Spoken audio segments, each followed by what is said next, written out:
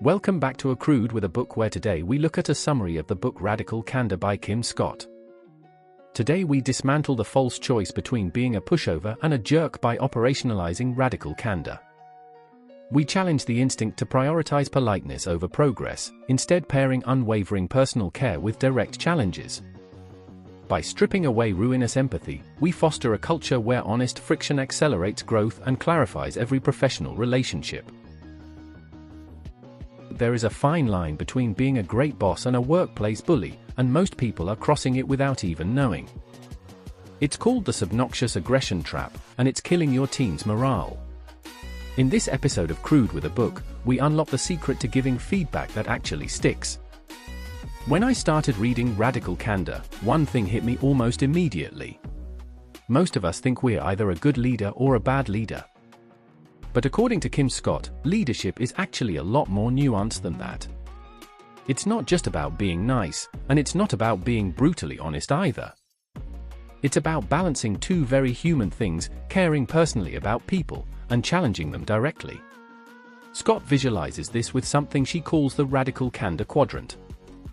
And honestly, when I first saw it, it felt less like a management theory and more like a mirror. Because if I'm being honest, I could see moments of myself in almost every quadrant. Let me walk you through it the way I experienced it while reading. Manipulative Insincerity. This is probably the most uncomfortable quadrant.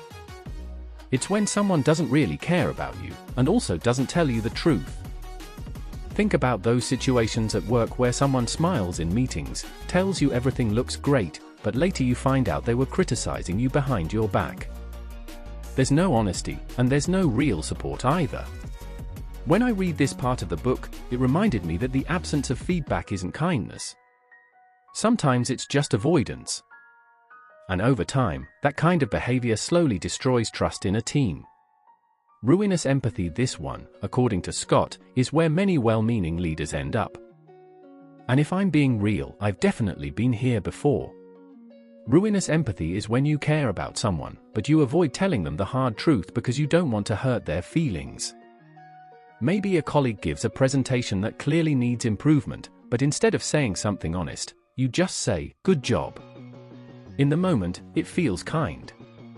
It feels compassionate. But the more I thought about it while reading the book, the more I realized something: when we avoid honest feedback, we're actually holding people back from growing. So what feels like kindness today might actually become a bigger problem for them tomorrow. Obnoxious aggression on the opposite side of the spectrum is what Scott calls obnoxious aggression. This is when leaders challenge people directly, but without showing that they care. We've all seen this kind of leadership somewhere. The boss who criticizes harshly. The manager who calls out mistakes publicly. The leader who believes results matter more than people. And yes, sometimes this approach gets short-term results. But as Scott explains, it often creates an environment where people feel afraid instead of motivated. Instead of innovation, you get silence. Instead of creativity, you get compliance. Reading this part made me realize something important: honesty without empathy can feel like an attack. Radical candor, the sweet spot right in the center of all this, is the idea the book is built around: radical candor. This is when you care personally about people, and you challenge them directly at the same time. And what I love about this concept is that it reframes feedback entirely. It's not criticism. It's not confrontation. It's actually an act of respect. Because when you care enough about someone to tell them the truth, and support them while they improve, you're investing in their growth. Scott talks about how leaders in places like Google, Apple, and other fast-growing tech environments encourage this kind of open feedback culture. Not because it's trendy, but because it builds trust faster than anything else. And especially with younger teams today, people don't just want a paycheck. They want clarity. They want mentorship. They want someone who will actually help them become better. Radical Candor makes that possible. The emotional core of the idea, but the part of the book that stayed with me the most, wasn't really about management frameworks. It was about the emotional foundation behind them.